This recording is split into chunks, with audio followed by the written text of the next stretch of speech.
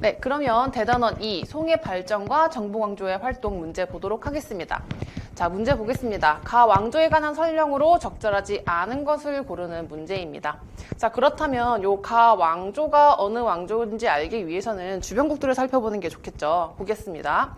한반도에는 고려가 있던 시기였고요. 북쪽에는 요와 여진이 있습니다. 서쪽에는 서하와 토반도 있네요. 어느 시기의 지도일까요?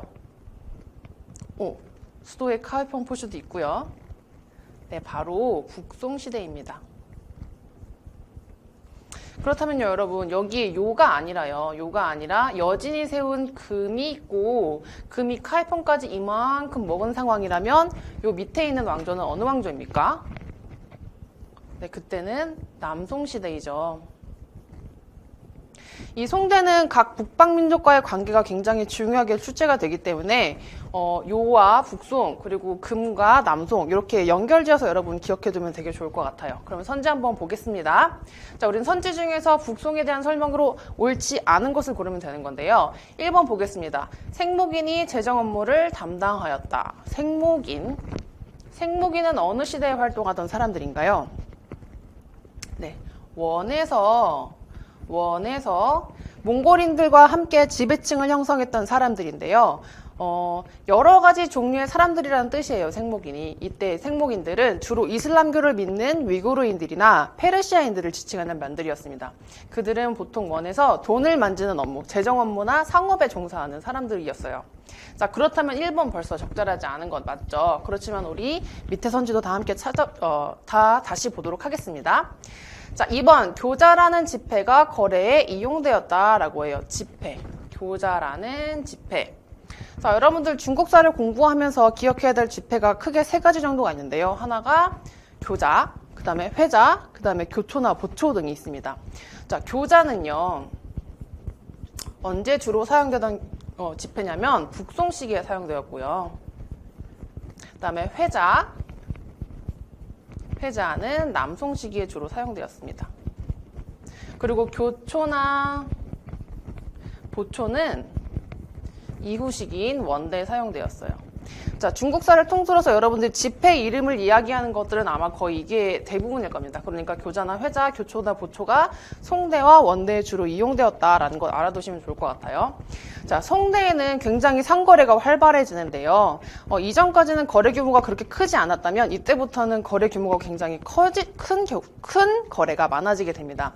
자, 여러분 10,000원짜리를 동전으로 지불하는 건 뭐 그래 그럴 수 있어 라고 할 수 있는데 여러분 점점 거래가 100만 원, 1000만 원이 되어가는데 내가 계속 동전을 들고 이동할 수는 없잖아요. 그래서 좀 더 거래를 편하게 하기 위해서 점차 지폐가 사용되게 됩니다.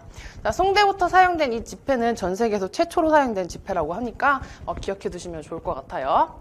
자, 3번 선지 보겠습니다. 참파벼가 도입되어 수확량이 늘어났다라고 해요.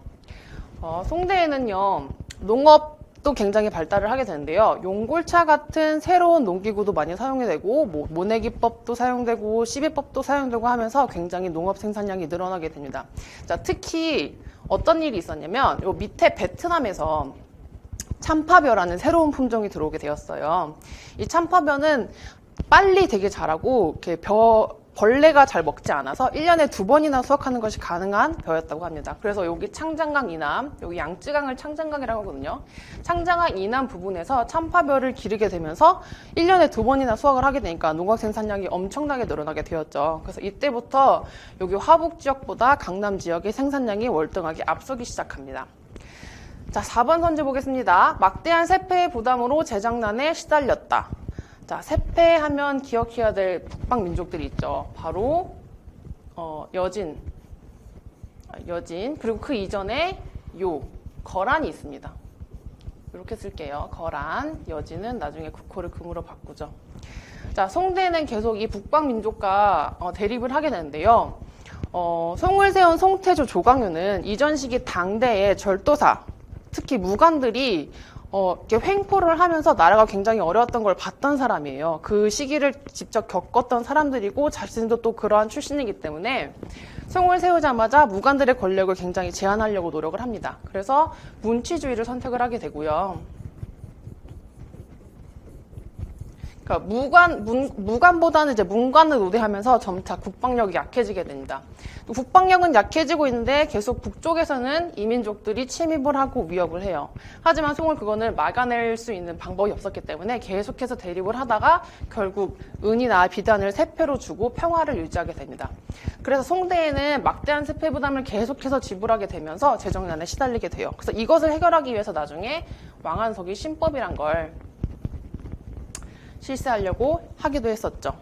네, 그러면 5번 선지 이어서 보겠습니다. 자, 5번 나침반의 발명으로 원양하계가 가능해졌다라고 합니다. 여러분, 송대에는 중국의 4대 발명품이라고 하는 것 중에서 3가지가 발명이 돼요. 하나는 뭐냐면 화약, 그 다음에 나침반, 그리고 활판 인쇄술입니다. 자, 나침반은 여러분 알고 있듯이 방향을 알려주는 거죠. 이 방향을 알려주는 게 송대에 어떤 영향을 미치게 되냐면, 이전에는 항해를 하면 내가 가는 방향을 알 수 없기 때문에 계속 지평성이 보이는 곳에서만 움직일 수가 있었어요. 내가 어디를 가야 되는지 알아야 되니까. 근데 나침반이 발명되고 조선술이 향상이 되면서 이제 육지로 내가 눈으로 육지를 확인하지 않아도 내가 어디로 가는지 알 수 있게 된 거예요. 그래서 조금 더 사람들이 먼 바다로 나가게 되면서 원양항해가 가능해졌습니다.